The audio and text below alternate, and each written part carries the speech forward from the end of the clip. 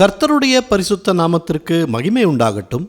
இந்த நாளிலும் கர்த்தர் நமக்கு தரக்கூடிய நல்வார்த்தை நீதிமொழிகள் 24வது அதிகாரம் 14வது வசனம். ஞானத்தை அறிந்து கொள்வது உன் ஆத்துமாவுக்கு இன்பமாயிருக்கும். அதை பெற்றுக்கொண்டால் அது முடிவில் உதவும். உன் நம்பிக்கை வீண் போகாது.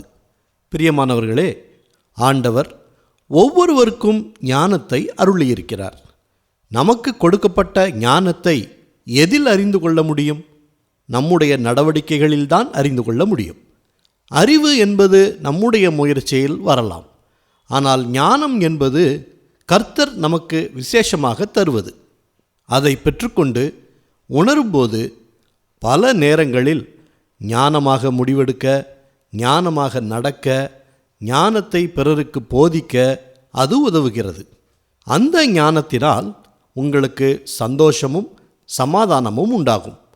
சத்திய வசனங்களை படித்து அதனை நம் வாழ்க்கையில் கடைபிடிக்கும்போது கர்த்தர் மேல் வைத்திருக்கும் நம்பிக்கையும் வீண் போகாது. உங்கள் வாழ்க்கையிலும் நம்பிக்கையற்ற சூழ்நிலைகள் விலகி ஒரு வெளிச்சம் பிறக்கும். ஜெபிக்கலாமா? நல்ல தகப்பனே, இந்த நல்வார்த்தையை தந்ததற்காக நன்றி செலுத்துகிறோம். இன்றைய நாளிலும் உம்முடைய ஞானத்தை உம்முடைய சத்திய வசனங்களிலிருந்து பெற்றுக்கொள்கிறோம். வசனத்தை கேட்கிறவர்களாய் மாத்திரமில்லாமல் அதன்படி செய்கிறவர்களாக, நடப்பவர்களாக எங்களை மாற்றியதற்காக நன்றி செலுத்துகிறோம். எங்களுடைய நம்பிக்கையே நீங்கள் தான். 100க்கு 100 உண்மையே நம்பியிருக்கிறோம். அற்புதங்களை செய்திடுங்க, அதிசயங்களை காண செய்யுங்க. எங்களை முற்றிலுமாய் தாழ்த்தி ஒப்பு கொடுக்கிறோம். எல்லா துதி கன மகிமை எல்லாவற்றையும் உமக்கே செலுத்துகிறோம்.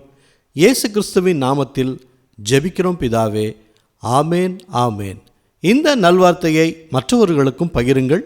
அவர்களுக்கும் கர்த்தருடைய ஆசீர்வாதம் கிடைக்கட்டும்.